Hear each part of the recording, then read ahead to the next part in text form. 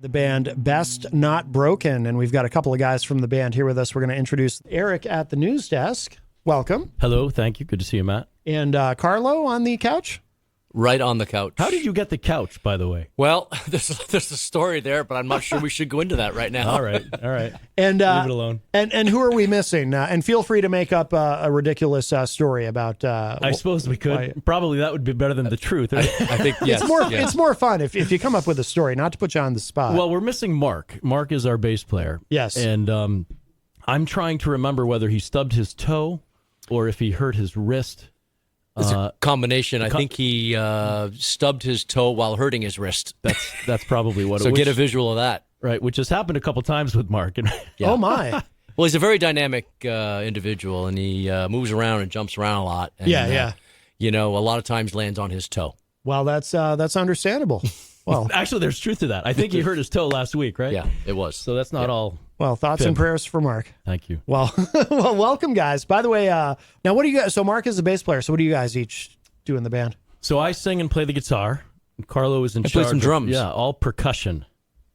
So you got it's like a power trio, basically, right? Exactly. But is there a fourth individual who does? Yeah, there is. We got another guitar player that sits in with us most of the time, Anand, and yeah, we have mystery men that do all kinds of interesting things with the band, but Anand is the most regular.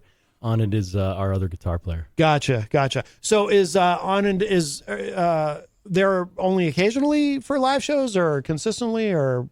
Most of the time. So It sort of depends on the event. You know, I mean, sometimes we're in an acoustic format and it calls for a smaller thing, and sometimes it's a bigger thing, and so he does the bigger things, I guess is the way we'd most simply describe it. Gotcha. Yeah. Gotcha. And how long has the band been around? Because it looks like you've got a fair amount of music online from what I saw. Looks like you've been at it for a while. We have, yes, a long time. Well, in this room, I'm the young member, but it's been for, more than 10 years? Oh, yeah, for sure. To the point that we don't like the music that we first wrote. Right. For sure, we're trying to move on from that. But no, I think our first recordings were done in 2012. Okay. And the band, it started before that and sort of evolved. We actually kind of started as a cover band, playing clubs here in Manchester and around Boston and southern New Hampshire, and slowly started to work our own material into our shows, and eventually started to record that material. And so 2012 is when we started to push the original stuff, and so that's, I think, officially when we became an original band. Okay. Which it actually isn't as long as I thought, but no, it seems shorter or longer. Right? I'm not sure. I know. But anyway, we've been doing it a while. I always say, and I say it only half kidding, I feel like the COVID pandemic kind of created this weird time distortion thing where sometimes things that happened longer ago, they seem like they either didn't happen as long ago as they actually did, or they seem longer ago or something. It's really odd. And I run into that a lot, specifically with musicians, when we're talking about how long ago did you record this or whatnot. Right. And, I had a band in here recently. It was like they had just recorded something in like 2 years ago, 2021, but one of the members was convinced it was like 2018.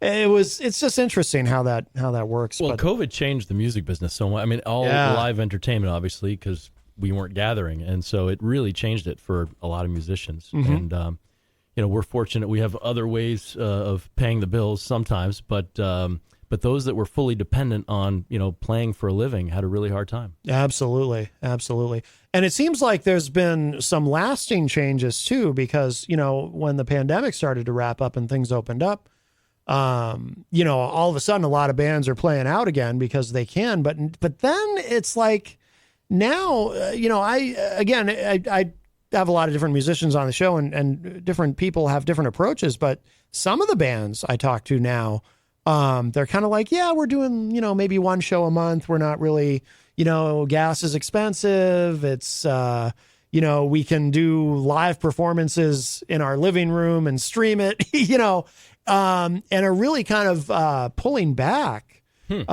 Which to me is interesting, and it's hard to fathom in a way, because I don't play anymore, but I used to play in a lot of bands, and my thing was always, I just wanted to play out. I wanted to play as many shows as possible, because being on stage was my favorite thing in the world. Sure, yeah. I just wanted to. That's all I mean, I was in a couple bands where we probably oversaturated because we played so much. Yeah, right. But I wanted to be out there every weekend, and I didn't care if we were playing the same bar 2 weekends in a row, or which not a great idea necessarily, but I didn't care.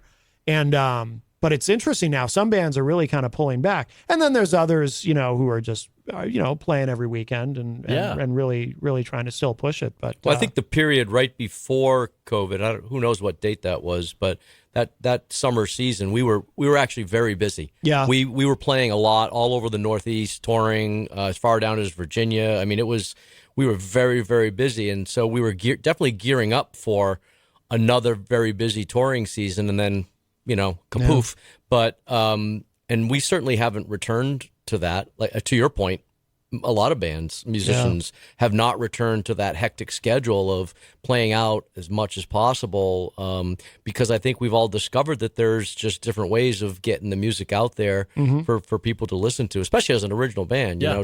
We have to take advantage of all those methods, and those methods were proven during COVID. We were able to get music to people. We actually did a music video during COVID. That's right, we filmed a video, one of these, hands off, mask on kind of video things for one of our most popular songs. The name Never Next Week. Oh yeah, Never Next Week. And but it was actually a very clever video the way we did it, and I think it'll stand the test of time. And one could look at it and say, oh, that's how they responded during COVID, or one could look at it and say, no, that's just a cool music video. Yeah. It's got two different, I think, shapes to it, which is not exactly what we were going for, but it's how it turned out. Right. So, yeah, it definitely changed the landscape for sure. Yeah, no doubt. Well, I always say, too, we have to, obviously, the pandemic was awful for a number of reasons, but, we have to find these silver linings where we can. And one silver lining is the timing of it.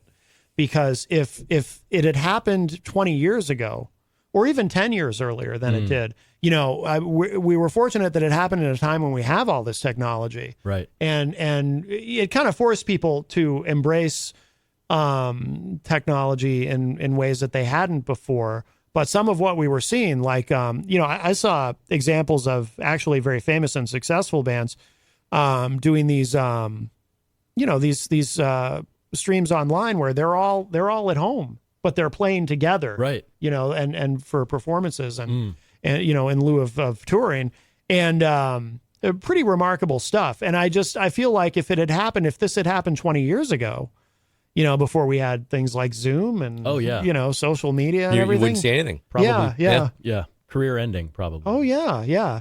It would have been much worse in that sense. So we're lucky that it happened at a time when we have the technology. Absolutely. And, and it seems to happen about once a century. So hopefully we don't have to go through it ever again. I hope so. We're back, baby. So. Yeah. So you guys now you're playing out a lot, right? But not as much necessarily as before the pandemic. Yeah. I mean, we have different reasons. We have, families and things that we have to be respectful of, but we like you, we love performing, and I think Best Not Broken really throughout our history has been a live band. That's kind of what we are, and unlike some other bands that they can put out material and never play and be okay with that, that's kind of not how we do it. And so we're doing as much as we can. I think we go through spells of being really busy and spells of slowing down a little bit, but that's the nature of the business. But we love every time we step on a stage. Is summer your busiest time? Sure is. Usually is. Yeah. Usually is. I think it starts like in May, goes through September. Yeah. That seems to be the season where a lot of bands are out touring, and so we're either supporting some major acts or performing on our own. I mean, I would say the last, certainly this year, and I guess last year too, right? We've kind of kept it a little more regional. We've been more in New England, I suppose, sure. than we haven't really branched out from there yet. Right. But, I'm not saying we won't. It's coming, I'm sure. Yeah. But as you said earlier, more selective maybe, Yeah. Well, the other thing for us is we're in the process. There was COVID wasn't great for us in terms of producing material, and we're in the process of putting a new album out. And excellent. So oftentimes the performances follow the live recordings because you're out promoting those recordings. And so we just released a song like 2 weeks couple ago, weeks ago, which is the first single on our next album, which is called If It Feels Right. EP, actually. It'll be probably 6 songs on it. Oh, okay. And the rest of it's coming out next month. So there'll be some shows that we do in support of that. Yeah. We've got a fun one coming up. We're going to be with the Smashing Pumpkins up at Bank of New Hampshire Pavilion. Really? In Guilford, Guilford. What is that? It's 2 weeks from now. Couple I guess, weeks. right? Yep. Excellent. Yep. Excellent. Congratulations. Yep. Thanks. Very good. It's funny because back in the day, we all used to listen to Smashing Pumpkins, and we still do sometimes, but our music probably back then was a lot more like them. It's evolved in a different way, and it'll be interesting to see how it goes. Yeah. The folks that are going to see Smashing Pumpkins, but we're going to have fun either way. It'll be good. Have you guys opened for a lot of big acts that have come through? We've been very fortunate. Yeah, we've done some good ones. I'll tell you one we did this year, which still sticks with me, is the now I forgot the name. Guess Who? The Guess Who. Yeah, the Guess Who. The Guess Who. And when that was first offered to us, I think there was some the Guess Who? Who's that again? Kind of thing. And then you queue up their collection. And their music is absolutely iconic. I mean, it defined a generation. I mean, that's absolutely pretty big stuff. So we were really honored to be a part of that show. That was over in Salisbury, Mass. That was a good show at the Blue Ocean Music Hall. Great venue. If you've been there, it's a wonderful venue to play and to see some music. So, every year we seem to get 3 or 4 good opening slots, which gives us an opportunity to promote ourselves and gather new fans and.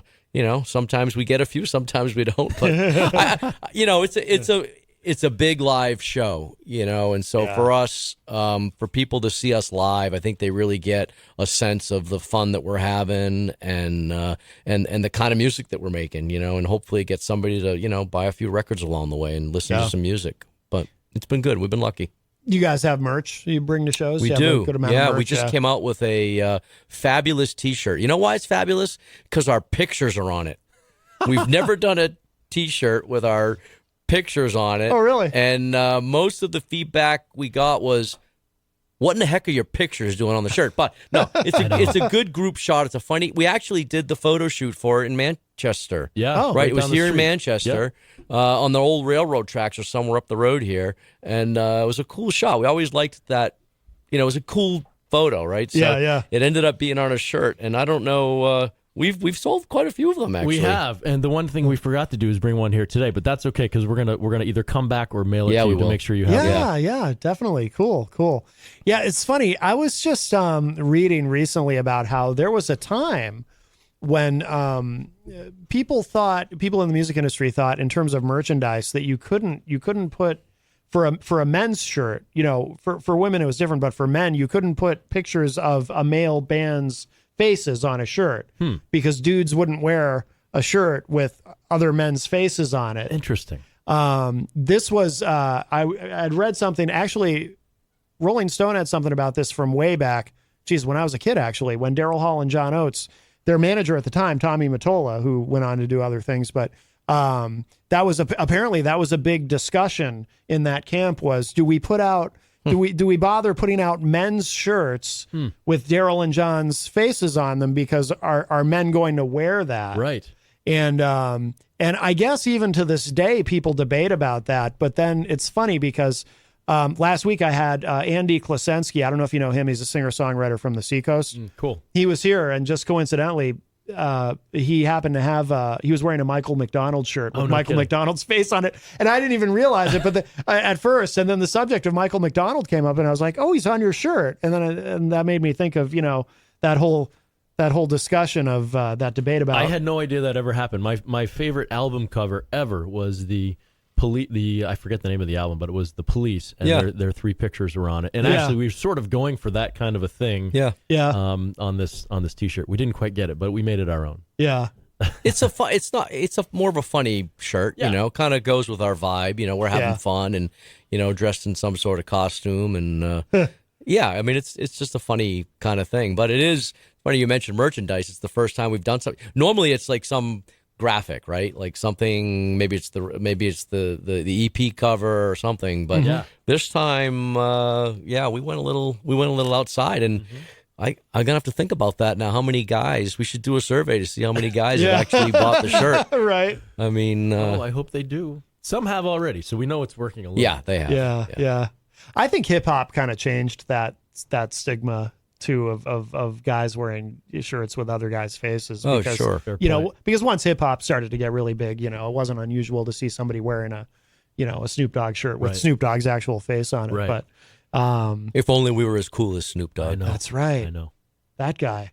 Yeah, that Still going. guy. It's incredible. That he never stops. He's one of those few people who can be, you know, he can still be edgy with his music and whatnot Right. and the swearing and everything, but also have that side to him that's very family friendly. Right.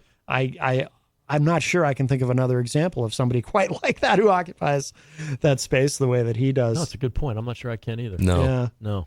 Part of why I was asking about merch too is it seems like, you know, because we were talking about playing shows and how expensive it, you know, it's more expensive than it used to be to travel and so forth. And it seems like there's a push within the music industry now for everybody to really sell more merch because it's the one thing, you know, as far as selling your music, you know, Spotify gives you, you know, Big money. Big money. Yeah. yeah, Big money. yeah. The streaming Rolling services don't give you much, and you know, and touring, you know, a lot of that money ends up going into your gas tank and paying for whatever else. And so it seems like merch is because you can't download a T-shirt, Right. at least not yet. Right. I thought when 3D printers came out, that was going to kill was the gonna merch happen, thing. sure. And then it just didn't happen. I'm not sure why. But I guess it's a good thing it didn't happen because then that'd be another revenue stream Indeed. down the toilet. Melanie in the chat room says, you know, Jay was just saying that he wished he had a shirt with Matt's face on it. Well, actually, now see my shirts. See, I've got these Matt Connarton Unleashed shirts, but that's not really. Oh, yeah. That's cool. But that's like a representation of my. It's not my actual face. It's like me as an anime character, you know. Oh, beautiful. Yeah. Quite see it from here. Yeah. Brendan McCormick. He very, very talented graphic artist who he designed the logo and then we put it on the back of these shirts. And it's, I remember when he showed it to me and he was like, he was a little bit sheepish about it. He didn't know if I was going to like it because it's a little outside the box. And I was never into anime, but I knew enough about it I recognized that there's an anime called Devil May Cry. And I only knew this because I used to work in a store that sold DVDs. Okay. So we had an anime section. So when I saw it, I was like, oh my God, I love it. And It's been around. I have to see this. oh yeah. I don't know if the shirt might be a little faded, but He's coming over for a first-hand look. Yeah. Oh, that's very cool. Yeah. And then Jenny had shirts made up and yeah. And that became Carlo, we might have to steal that concept. the official logo. Oh, yeah. We're going anime? Yeah, it's very cool. Nice. Have at it. Oh, Mike from Queen City Cabinetry says, my son has worn that T-shirt, Matt. It's his absolute favorite. Yes. And Mike was also asking about the songs I played. Do you guys all write together or who writes the songs? Yeah, I write everything, and then I submit it to Eric for approval. He throws it in the trash and rewrites everything in a more perfect sense. The truth is, Carlo writes all of our bridges. No one is allowed to write a bridge unless Carlo has approved it. But yeah, so we you know, it's every song is a little bit different. I mean, you know, I'm a songwriter and Mark, our bass player, is a songwriter, and so we both bring in a lot of ideas. Yeah. And some of them are more fully formed by the time they get to the band, and some of them aren't, and some of them sort of come together when we're together. But you know, it's amazing. A lot of people say, I mean, we're joking around. A lot of people say drummers don't write, but it's amazing what, you know, when Carlo lays down a pattern or rhythm, what that can do to kind of change the dynamic of a song and move it in a certain direction. So you know, it's a very collaborative process, even though, you know, we're the guys playing the guitars and singing the lyrics and writing some of the stuff. It doesn't work unless we do it together in a lot of ways. Yeah. And the drums sound incredible, by the way. Where do you guys record? Because the drums really, because not everyone gets that right when producing drums, you know, but you can hear everything, every tom, I mean, it just sounds so good. Yeah, it's true. We've been lucky to work with a couple of really good studios that really understand your point of making the drums sound good. You know, I mean, I'm obviously pretty biased towards the sound, but you know, when you're building a piece of music, it starts with the drums, right? And it starts with the drums and goes to the bass right away because that's the foundation of it, you know. And so we've been lucky to have a couple of real good producers work with us and recording engineers that understand that and they get a very good sound. It's like the foundation of a house. I mean, truly, you can't have a good song, the way we try to write songs, unless the drums sound good. We've made that mistake, and we never want to make it again. Yeah. And I think today, with hip hop becoming such a big deal, over the last 20 years, and so many contemporary songs relying very heavily on the rhythm and the groove, it's like that. You're hearing that, and you're hearing the lyrics and the rest of the stuff, in some cases, just sort of washed out in the middle. Sure, right? sure, So people are looking for the rhythm, and they're looking for the groove, and you got to get it right. But we typically we'll record with Dave Minahan down at Woolly Mammoth Studios in Waltham. Dave's that's a name I've definitely heard. Yeah, you have. Dave is he's a Boston legend. Really, we've been very fortunate that he's been willing to take us on. And but he when Brad Whitford was not healthy, he was playing with Aerosmith, and he's played with the Replacements. He's a guitar player too. Okay, played with the Replacements, and but he's an amazing producer in his own right. He's a great musician. We're fortunate now that he's kind of playing with us, because he's actually on most of the songs that we're putting out now. Yeah. In fact, he did a lot of the background vocals for one of the tunes that's coming out next month, which I'm excited to put out, called "That's the Way She Likes It," and it's kind of a song that draws on influences from some of the 80s and 90s stuff, but real heavy background vocals, which are very cool. So, yeah. Oh, wow. Looking forward to that one. But it starts with the drums. Yeah. It does. Yeah. It does. How did you get to working with Minahan? What's his first name, Mike? Dave Minahan. Dave. He moved to Waltham from the Boston area many, many years ago, and I think it happened because I was reading a story about his move to this new studio, and it was just about the time I was getting ready to record my first batch of songs, and I was looking for some help, and I sent him my stuff, and I said, "What do you think?" Thinking that he would say either nothing or, or I don't think much. But fortunately, he said, "Hey, actually, that's pretty cool. Why don't you come down and we'll talk a little bit?" And I did, and that was the beginning. We did an EP that was again back in 2012. It took us a while to record that. Carla knows we take too long to record, especially when I'm by myself. But it came out really well. The funny thing is, I went in with a completely different vision of what we ended up with. And at the end of the day, I don't know whether it's good or bad. I was at the time actually going in more of a synthesizer, type of direction. And Dave sort of brought it back to more of an acoustic guitar based, a little bit more of a classic sound, which worked really well for those songs. And he was probably right. Yeah. But we've managed over the years to weave in some of the new stuff and keep some of the, the more traditional organic sounds, acoustic guitars and electric guitars and that kind of stuff. But there's a couple songs on that first album, though, that continually get requested at shows. True. So, I mean, it's funny. We've played them. It's an older piece, but it seems like they're the ones that, people want to hear. Yeah, those that have been around for a while, they remember some of those tunes. Pretty Good Day is the one that stands out to me that was on the first album that people tend to like. But we like the new stuff, too. Yeah. Now, are you guys from Boston, or are you... We are from the general area. We've sort of bounced back and forth between Boston and Southern New Hampshire. The band collectively, we've our members have sort of zigzagged around the area, so we kind of consider ourselves a greater Boston band. But right now we've got some roots in Southern New Hampshire, and but the area's been very good to us. We've we've kind of started in Manchester and sort of grew from there. We have regular stuff we do now up in Burlington, and and we've, as Carlos said, we get down as far as Virginia. New York has been a more regular thing. We haven't been down there in a while. Philadelphia. Philly. We haven't had stuff to promote, but I think probably that's coming up in the not too distant future. Cool. Very good. Well, actually, why don't we we'll take a break and play another track here. Let's see. You sent me... Oh, one of the things, you didn't send me this one, but you said there's a new single that came out recently? I did. It's called I Don't Belong, and I thought I sent it to you. Oh, you did send me that. Okay. No, you did. I'm sorry. I don't know why for some reason I thought you had said something else, but my brain is mush sometimes. I probably have ours often is too. Yes. We do some of our best work when our brain is mush. Here we go. Carlo does at least. Here we go. I got it. Okay. Here it is. I like this one a lot too. This is really good. So let's do this. We'll give this a listen. If you're just joining us, we've got two of the guys, Eric and Carlo from the band Best Not Broken, are here with us live in studio, and we've been talking, and we're going to listen to another track here. So this is called I Don't Belong, and this is the newest single just within the last couple of weeks? Yeah, just out 2 weeks here, 2.5 weeks ago, I guess. Yeah. Excellent, excellent. All right, check this out. I Don't Belong from Best Not Broken.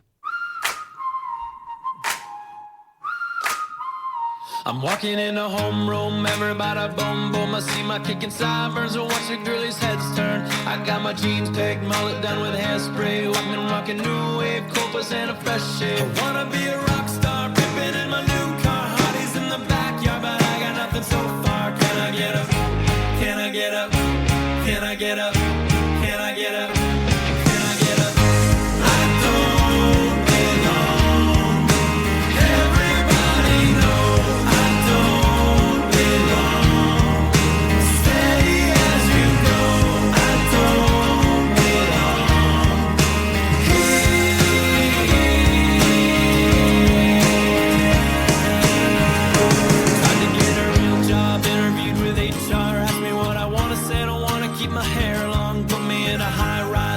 Some rich guys flirted with a Veep's wife. Now I'm making French fries. I'm not a quick learn. Maybe it's the sideburns like 90210, but at least I made some heads turn. Can I get up? Can I get up? Can I get up? Can I get up? I don't belong. Everybody knows I don't belong. Steady as you go. I don't belong.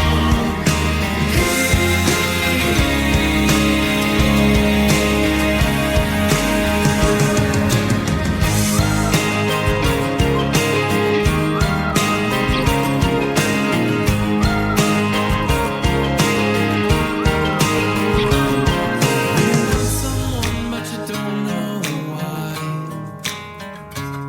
And you belong someplace that you just can't find. When you ask for 10, but you just got 9. Hey, everything is fine. I'm just an average guy. Can I get up? Can I get up? Can I get up? Can I get up? Can I get up? Can I get up? Can I get up? I don't belong. Everybody knows I don't belong. Steady as you go. I don't belong.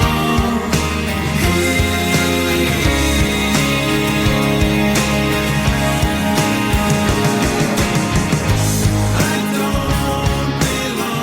He don't belong. We don't belong. I don't belong. Should've never let him write this song. I don't belong. I don't belong.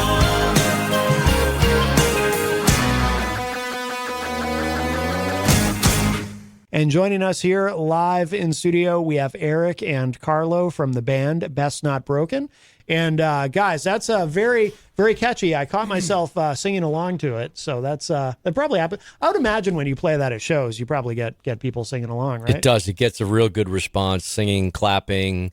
I think the video actually. I think people that see the video might be amused because we released a video at the same time, and it's one of our. We're very proud of it because we look like absolute buffoons. Well, I was going to say, let's be honest, it was absolutely ridiculous, fully ridiculous. But we sort of captured the essence of the song, I think. Yeah, we did. And it happened fast. I was shocked we were able to pull it together. But we would encourage your listeners, if they like that tune, to check out the video for "I Don't Belong" on YouTube. It's there, and you'll get a good laugh there and waiting for you. Very good. Very good. Yeah, it's funny. That's another subject that's come up a lot on the show lately is videos, because there's some people, I don't know if you guys run into this at all. There's some people who have this perception that music videos are and a dead art form because, MTV hasn't played videos in decades. And it's like, it's funny, but I run into people who don't seem to realize that actually, because of YouTube, there's more music videos being made than ever. Oh, yeah, absolutely. Like when Beyonce puts out a new album, for example, she's got the money to do it. When she puts out a new album, every single song on the album has a video. Right. It's actually more than ever. So I think people want to see that multimedia entertainment. They want to they want to get a bigger picture of what.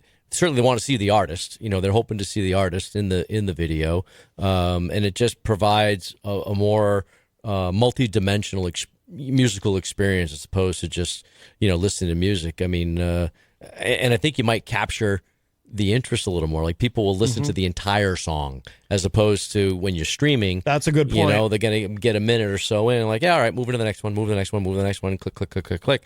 But a video, you're probably going to watch the whole thing. It's an interesting phenomenon. I mean, as a musician now, that if you don't put a video out with a song, you're missing listeners or viewers, right? You're missing people that might otherwise see it. Right. But it's also interesting because it truly changes the dynamic of how people experience the song, right? Because in the old days, when there was no video, or now when there's no video, you come up with your own images, right? Yeah. But you're forced to follow the images that are put out in this video, which I think sometimes is great and sometimes not. But it's a new way of experiencing it for sure. Yeah. It's funny though. It's like we're time traveling in a way because this is the same conversation that people had when on shows like this, when MTV first went on the air. Yeah, right. And artists would talk about, now you're assigning these images to the video, to the song rather, which might be a good thing or might not. And I still want to be on MTV. Can we still do that? Yeah, I want my MTV. Me too. Wait, that sounds like a. There must still be videos on there somewhere, right? I'm sure there are. There must be like a 20-minute video show or something somewhere on MTV. But yeah, reality television just completely took over I guess in the 90s, right? I think it's been that long. Yep. Yeah. Wow. Yeah, we haven't done our own reality show yet. We're going to leave that one alone, I think. How many videos have you guys shot? What do you think, Carlo? That's a good question, but there's enough to keep you busy. Yeah, entertained for a while. I would say probably 10. Yeah, something like that. Maybe a little more. Some are more involved than others. Yeah. I know that the first one that I participated in was for Won't Stop Loving You, which was a very elaborate production and a very moving video. I would say that was the most emotional video that we've made. And if you put a bunch of people in a room, I guarantee you a bunch of them are going to be crying by the time they get to the end of that video. Wow. It's very, very touching. And it's a great song. We think so. But it's another one. It's a fan favorite. Yeah. It's from an earlier record, and they seem to love that song. So we like playing it. But so our videos range from serious to absolute insanity. Yeah. And maybe that's a good thing. I don't know. I hope so. Yeah, I hope so. I hope so. Now, the videos, do you have someone you work with on those, or do you do them because we do? Okay, because I was going to say we live in an era where really you can do it all yourself. It's pretty remarkable. You can if you're that talented. Yeah, we're just not that. We are talented. not that talented. No, we have helpers. Yeah, helpers are necessary for us. Do you work with the same people on each? Have you worked with the same people on each video, or is there a production company you work lately with? We have. Yeah. We've there's a company called 106 Studios out of Boston that we've been using recently. Travis Gray has been the lead guy for us, and that's gone very well. We've used other people in the past, but Travis has been doing good work for us lately. Excellent. And what are the live shows like? Do you guys do you have any you do any kind of elaborate stage show or anything, or do you just play, or any kind of theatrics? Or do you save that for the videos? Well, so we do a range of shows. We are primarily an original band, but we do shows where we'll mix covers into our shows. Some of them are more cover oriented, but really the focus of what we do is original material. Yeah. But the reason I say that is because some of these shows tend to be a little more grueling, like 3 hours long or 4 hours long, and the dynamic is a little bit different than a short and sweet, action-packed, true best not broken original show. But we one of the things we try to do is really have great energy when we put on a show, and we try and go out and leave it all on the stage. We're all athletes. and probably because we wish that we could still be as competitive as we once were. The only place we can do it is on the stage, and so we occasionally stub our toes and fall off of things. But we try to do lots of jumping. Yep. So yeah, we hope that it's an engaging and action-packed show. It should be that. Yeah. I can tell you, I'm reminded of a story. Maybe we should share of we I don't know what story you're going to tell, so I don't know whether we should share or not. We'll find out together. It was a live concert we did at the Tupelo Music in Derry. Nice. And it was the story. outdoors. Yeah. During the period where they were doing outdoor shows, if you remember that, Yeah. which was very clever, quite frankly. Anyway, we headlined a show, and as Eric said, it's an action-packed show. I mean, the drummer just has to sit there most of the time, but the rest of the guys are moving around quite a bit on stage.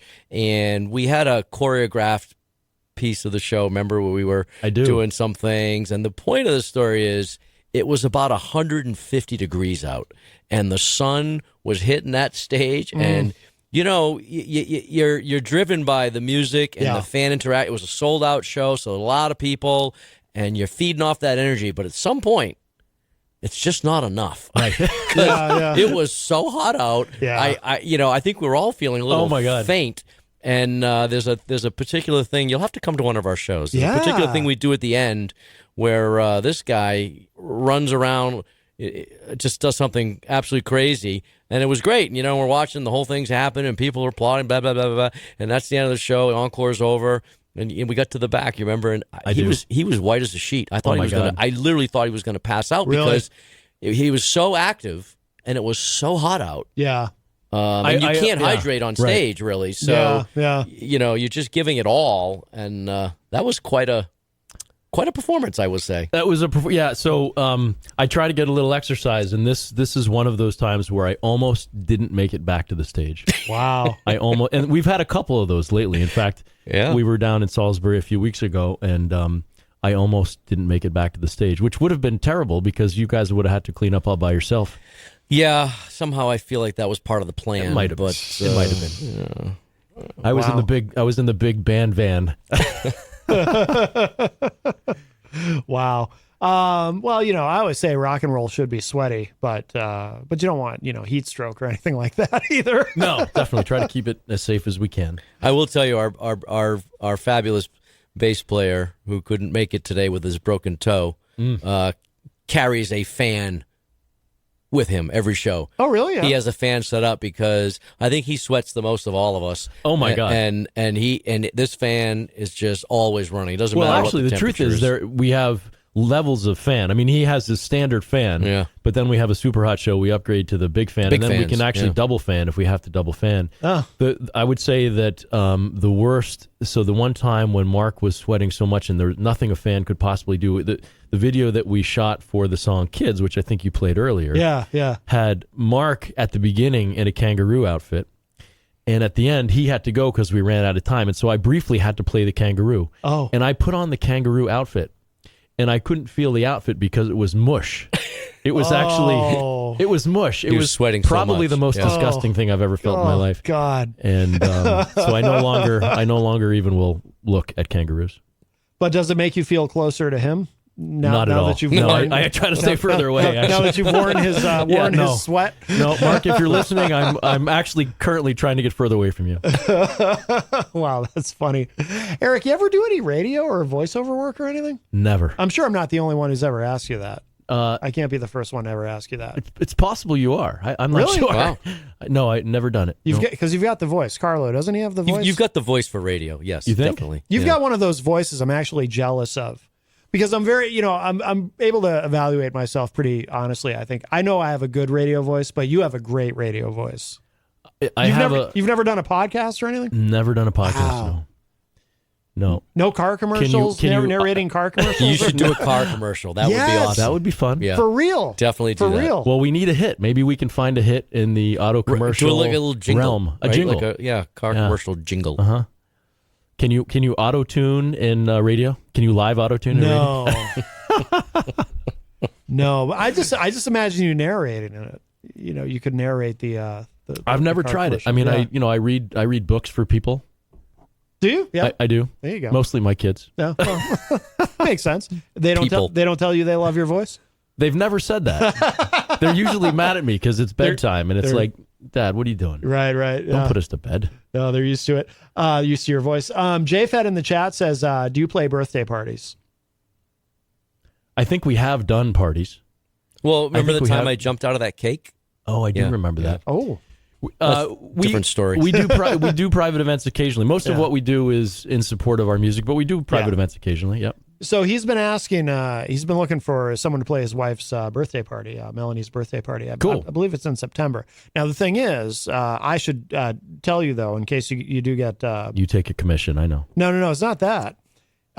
He might try to get you to commit to, if you're going to go up there, to commit to an ice bath.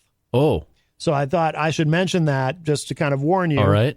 that might be part of the deal. Okay. And I don't know. Personally, I wouldn't do it. Hypothermia, things like that. Apparently, there are health benefits, but I'm just worried about freezing to death. So I personally wouldn't do it, but I think I should Interesting. forewarn you guys. Ice bath. Yeah. It's something he does, and he invites people into the ice bath, apparently. Okay. So just something to keep in mind. Gig/ice bath. Yeah. I Okay. mean, it could come to that. So Okay. just so you know. We'll have to get our manager involved. Definitely. There you go. By the way, Miriam Banish in the chat room says, like the harmony, referring to the song that we played there, the single. Cool. Thank you. Yeah. What do you guys? So the vocals, do you guys all sing, or how does that work? I definitely don't. You don't. Oh, okay. No, he's being modest. He does okay. actually sing. In fact, we've had some gigs where he'll take the lead and do some crazy stuff. But truth be told, the harmonies are actually a very important part of our sound. And Mark and I really enjoy writing harmonies and singing harmonies, and that's something we focus on, and it's part of most of the songs that you hear Yeah. from us. No, I noticed that.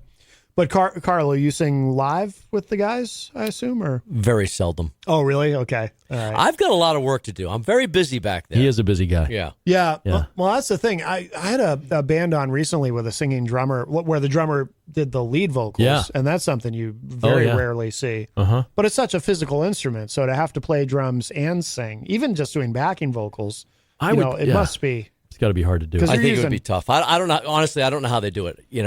They sing a lot. Yeah. And I don't think I could do it. Really? I don't think I can do it. Yeah. Number one, I don't think I can sing well, and but it's a lot of work, to keep focused on that, and just have the musician stuff just kind of happen automatically, so you can focus on the singing. Yeah. It's quite a bit of work. It's impressive. Yeah. Absolutely. They're quite talented, those two. Yeah. Anna and I just sit back and play music. We had a show, actually. It was actually at Blue Ocean Music Hall where we featured Carlo and Anand singing. That's right, we did. Who was that? I think that might have been when we were with the Gin Blossoms. Gin perhaps. Blossoms, I think it was, yeah. And actually, that was the last show where we ever allowed them to sing publicly together. Imagine that. Really? Yeah. So that should tell you something there. You guys played with the Gin Blossoms, huh? We did a We few did shows several with those shows with guys. them. Really? Yeah. Yeah. Several. Yeah. Yeah. I can see that. I can see that being a good. Yeah, being it was a good good pairing. fit. Yeah. Good fit. But I guess too, though, with your sound, I mean, there's probably a lot of different bands you fit well with. I would think, your sound it's very accessible, very radio friendly, but also Sure. there's a mix of influences in there. The song "Kids" is like I said, I opened with that today. This is so catchy. But it seems like everything is, it's very sort of, you've got those sing along choruses that really hook people in. And who can you tell me who's a band that you've are there any bands that you've opened for that were kind of maybe you went into it thinking, I don't know if we fit? Has there been any kind of an odd match that you've had with a band that you've opened for? Well, yes, I would say so. So I think Smashing Pumpkins will be interesting because the more I listen to them, the more I realize that they're much heavier than than really we are now. Back in the day, we were writing more rock-oriented stuff, and now I kind of consider our stuff sort of indie pop. Yeah. And so it's veering away from that. So it'll be interesting to see how that goes. But, we used to occasionally play Bike Week, and we've never been a biker band, right? And we went up there thinking they're going to throw us out of here, and actually there are a lot of people that dug our stuff. So I've learned you can't make that judgment going into it. But probably the other one that was a weird fit was Jason Derulo. Oh, no kidding! Yeah, it was a long time ago. Yeah, but we were asked to come play with him, and it was just as he was like, at his prime, and it was weird, but it sort of was fine. It sort of went okay. Like, I can see it working though. Can you? Yeah, because I'm trying to think now. Oh, I'm drawing a blank. What was his really big hit? I don't even remember. Because I think I don't know. He had more than one single that did well, but there was one that was huge, and I can't remember what it was now either. That he had a short shelf life. I think he had come and gone pretty quick. He did. But I can see that working. Because again, your sound is so accessible that obviously a lot of different kinds of people are going to like it. Is that something you do consciously, like in terms of writing and recording the music? Is it, do you consciously try to make songs that, with good hooks and big, sort of sing along choruses? I think that, every songwriter probably gravitates to something. There's something that, as you're noodling around on your guitar or humming melodies or whatever it may be, there's something that catches you about it. Yeah. And I find for me, it's, I think I grew up listening to pop radio, and, from all eras, I enjoyed all of it. And so I think those melodies stick with me, and those are the things, I find I won't write a song unless I feel like there's a catchy melody that's going to draw you in somewhere in the song. And so that's usually the basis of it, and then you try to build around it. So I guess in that sense, it is intentional. Yeah, yeah. Well, we are approaching the end of the show. I do want to get one more song in at the end, but guys, this has been wonderful. Thank you both so much. Thanks for having us, Matt. Yeah, absolutely, much appreciated. Absolutely. And what do you want to make sure our listeners know about where to find you online, social media, anything, website? We are everywhere. We get that question sometimes, where can I find your music? And I think my answer is where can't you? I mean, you should be able. We're literally on every streaming platform. We're on YouTube with the videos. We've got our website, bestnotbroken.com. Bestnotbroken.com, yeah. That's kind of headquarters. I'm trying to think of what else. All the basic stuff. I mean, we're probably most active on Instagram and Facebook and that kind of stuff, and we keep updates on our hit website. us up on Instagram. Yeah. We'd love to, have somebody, make a comment.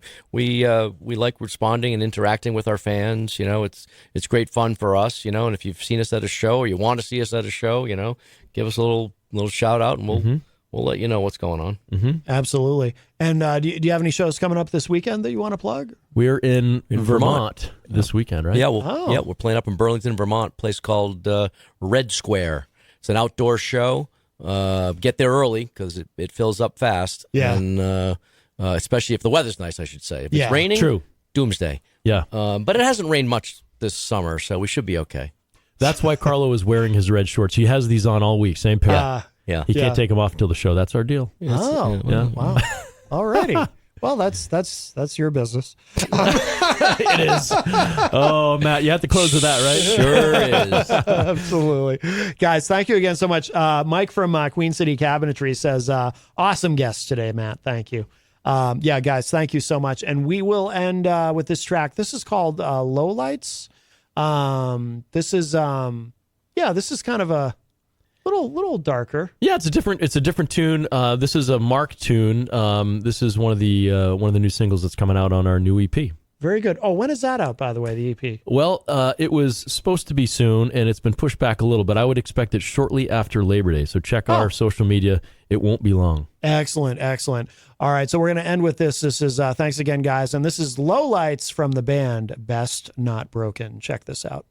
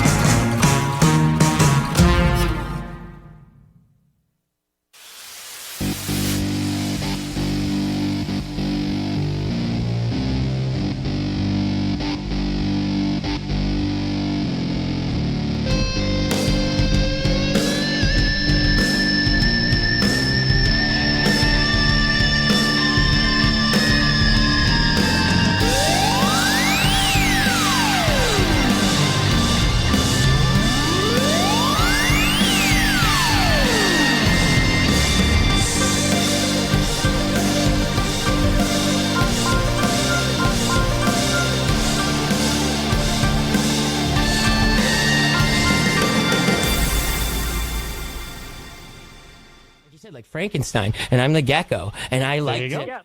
This hour on WMNH is sponsored by CGI Business Solutions, located at 5 Dartmouth Drive in Auburn. They serve all your business needs, including employee benefits planning, corporate design and business administration, investments and wealth management, and customized business insurance solutions. Their phone number is 866-841-4600 or on the web at cgibusinesssolutions.com. Come on down to the Hop Knot at 1000 Elm Street, Manchester's premier craft beer and gourmet pretzel bar. Tell us more, Trudy. We make our dough fresh every day. We make a variety of styles of pretzels and serve craft beer, cocktails, and a few bottles of wine. We do the traditional pretzel, and we have multiple flavors for that. We also do stuffed pretzels, pretzel sandwiches, free dessert pretzels, and pretzel knots. The Hop Knot in the Brady Sullivan Plaza at 1000 Elm Street.